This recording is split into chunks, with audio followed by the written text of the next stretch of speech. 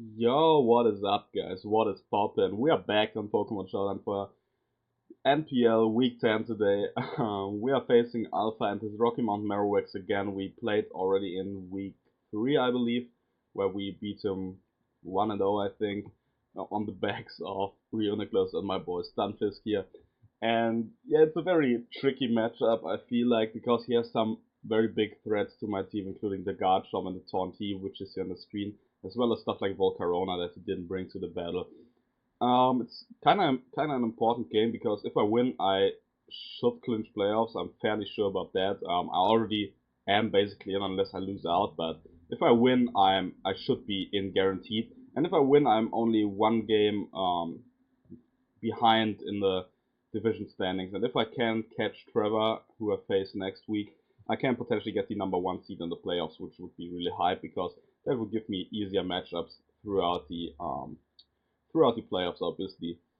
Um, the team I brought is very different from the team I brought in week 3, where I didn't have Archeops yet, which I didn't decide to bring anyway. But Alpha made some changes to his team as he brings the Miltank this time, and yeah, I decided to mix it up. Last time I brought Hyper Offense, this time I bring a more balanced team. I got especially defensive Stunfisk with Earth Power, Toxic, Stealth Rock, and HPIs.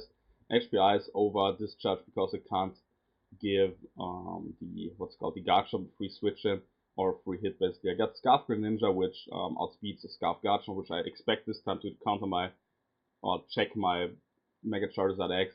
It also outspeeds the Tornadus T and can get a surprise KO on that as well as the Jolteon, which would be cool. And like it also has the Rock Slide for potential +1 Volcarona. So Greninja here functions as an overall check to every threat of his, but obviously it's kind of walled by the Finny because I think I have Hydro Pump, Ice Beam, Rock Slide, and U-turn on this set. So yeah, I can't really touch that.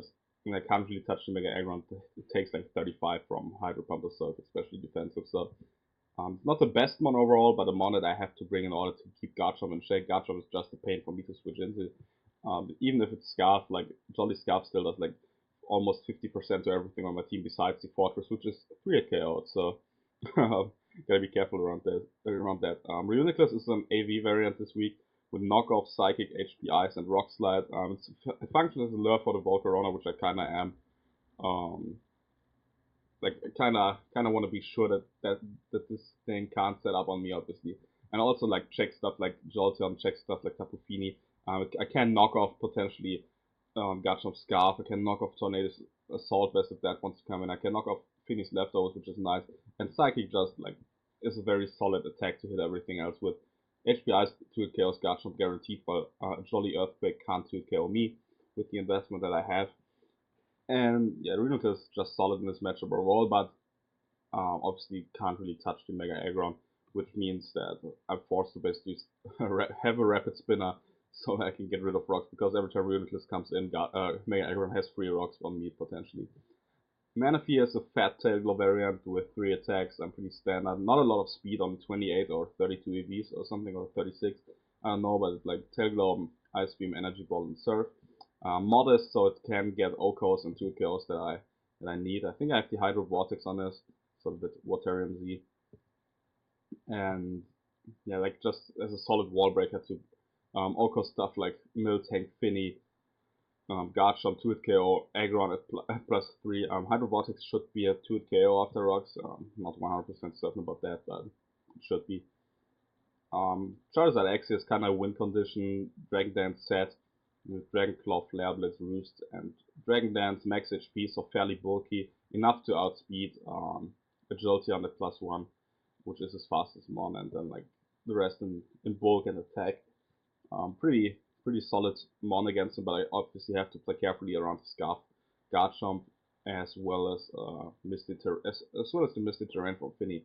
So might be tough to set up and sweep. Once I get rid of the Finny, I think I have a solid chance to do that. But if not,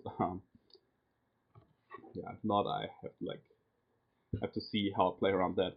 And lastly, I have the Fortress here, which is a Rocky Helmet variant with Rapid Spin, Stealth. Not Stealth Rock, Stealth Rock Fisk. Rapid Spin, Gyro Ball, Volt Switch, and Spikes maybe? Toxic Spikes it is, because like if I can get up Toxic Spikes before the Finny comes in, I can easily pressure that with the with the poison damage, and then like make it easier for Zard to sweep potentially. Rocky Helmet here to get chip on Mega Aggron, which I expect to be like a Dragon Tail variant again, on potentially Fire Fang or some other attack from Garchomp or Dragon Claw potentially, on knockoffs and U-turns from Tornadus T, on Miltank, which like all would come in pretty handy versus with the Rocky Helmet. It was also the Rocky Helmet will come in handy versus most of the squad. That's what I'm trying to say.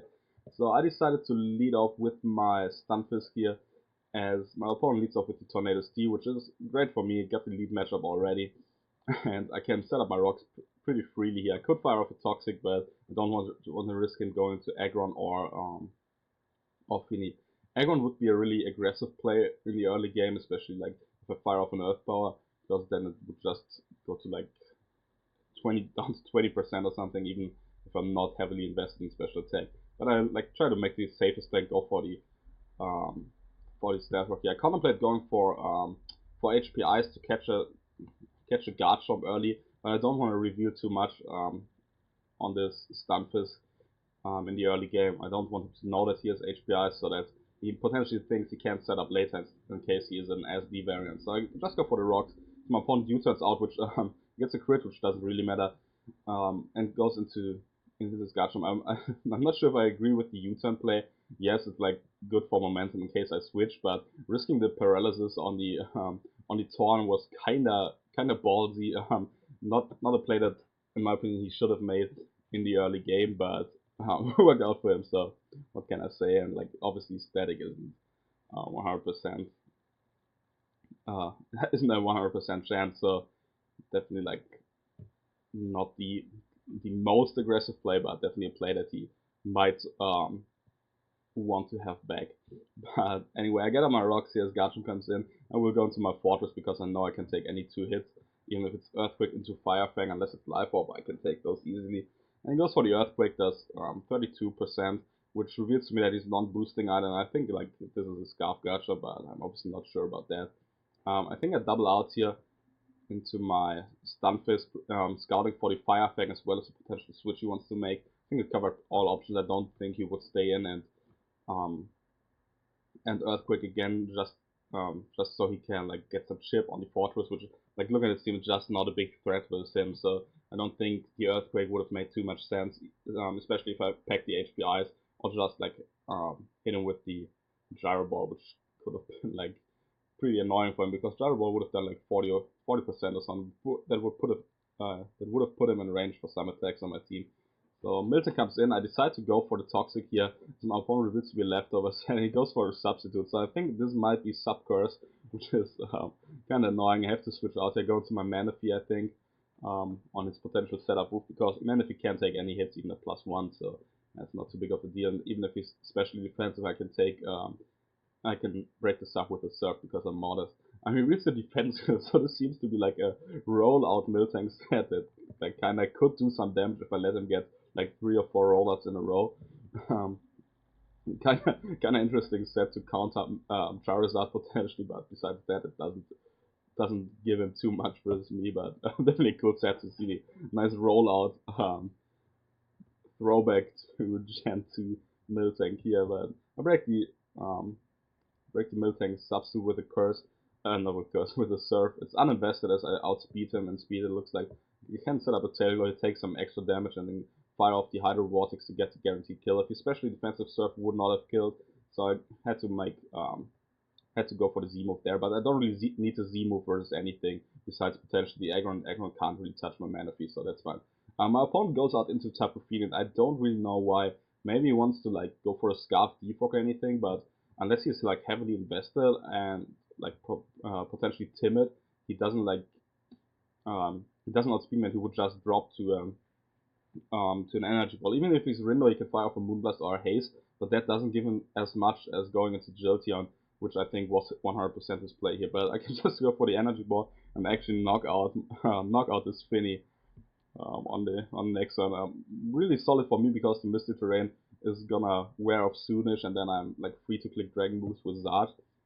which is hype, but now he goes finally to Jolteon. Here I'm contemplating my options. I feel like to switch into Stunfisk is super obvious. I brought this as my Jolteon counter in the first game. I switched hard into it a couple of times and went from there.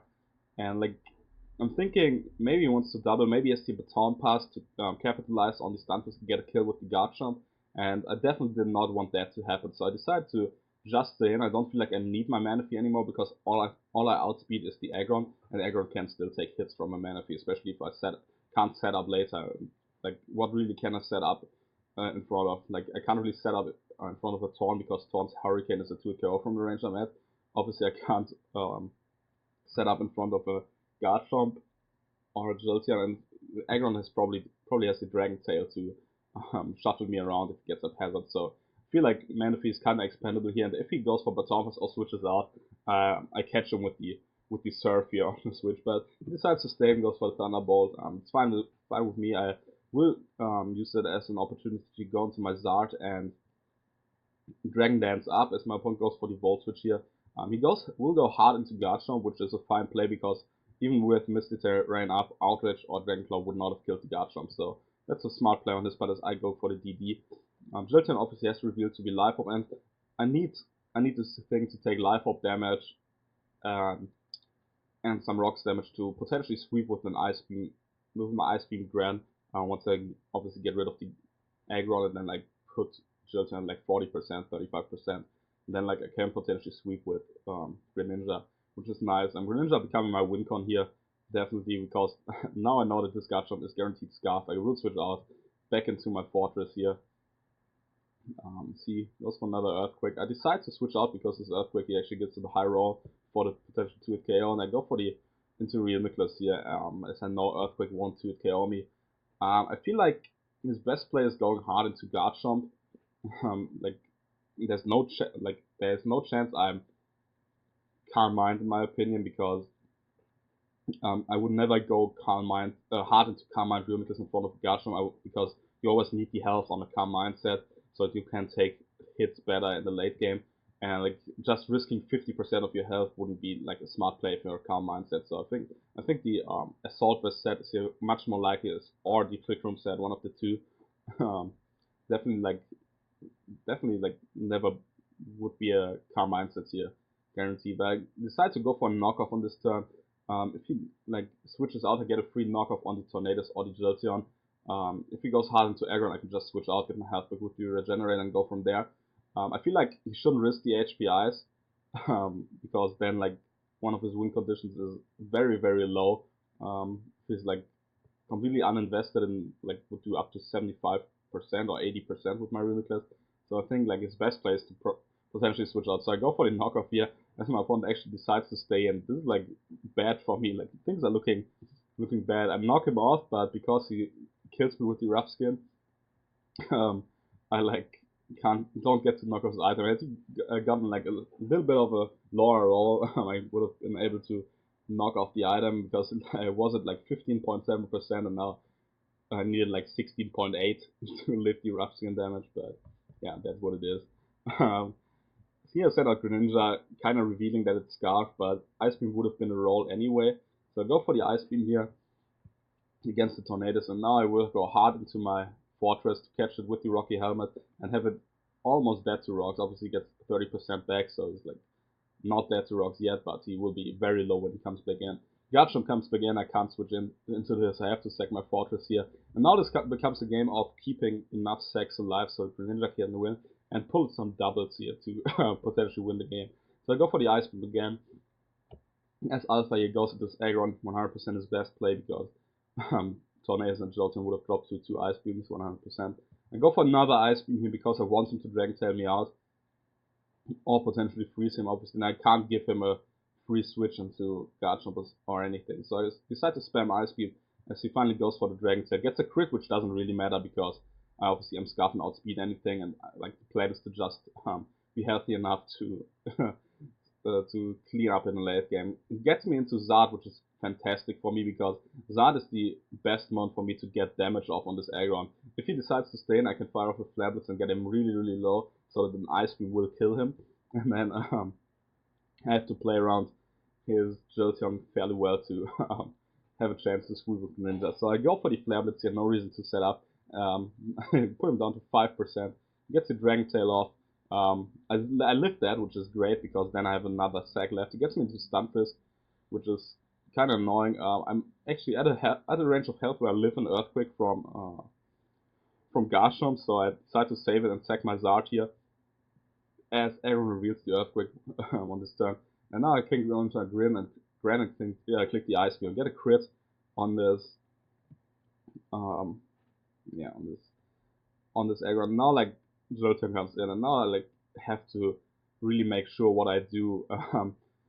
Like I can't kill him with the Ice Beam yet, and he knows that, so I have to go into Stunfisk basically. But if he switches out into his Garchomp on this turn, I basically lose the game, or I have a chance to lose the game, which is kind of unfortunate. But what can I do? I have to switch here, and then I have to play it safe. Like Stunfisk comes in as he goes for the Volt Switch, and now I feel like his best play is to sack his Tornadus 100% to the rocks and potentially HPIs.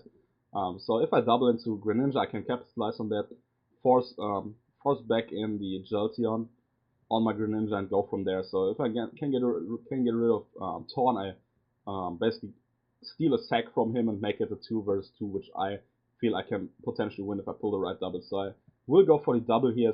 My opponent actually switches out into Torn, making the play that I expect him to make, which is, in my opinion, the smartest play he could make. He's at 30%, super low, and my Grand comes big in. I have only one Rock Switch left, so I have to be really careful. But I can knock him out with the Ice Beam, and this is like big for me because now Jolteon comes in, and even if he pulls a double into Garchomp here, as you see, I switch out into my Stunfisk, as my opponent actually doubles out. My Stunfisk after leftovers is at a range of health where it can take a Jolly Earthquake, and this Garchomp has to be Jolly in order to outspeed the Zard at +1.